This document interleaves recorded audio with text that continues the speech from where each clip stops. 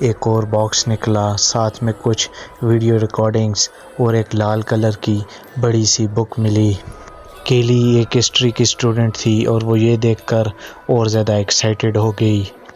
اسے لگا کہ یہ بک اور ٹیپ ریکارڈنگز اور یہ صندوق بہت پرانا ہوگا اور اس پر وہ ایک بڑھیا سا ریسرچ پروجیکٹ بنا سکے گی۔ وہ اس باکس کو اٹھا کر اوپر لے آئے۔ اس دن سب کے سب تھکان کے مارے چکنا چور تھے اور اسی وجہ سے ڈنر کے بعد سب اپنے اپنے روم میں سونے چلے گئے۔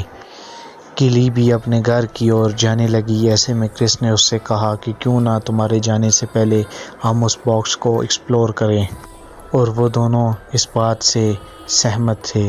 وہ دونوں کرس کے روم میں گئے اور ویڈیو ٹیپ کو اٹھا لیا، اور کرس نے اپنے ڈیڈ کے پرانے پروجیکٹر میں وہ ٹیپس لگائیں اور انہیں آن کر دیا، اور جیسے جیسے ویڈیو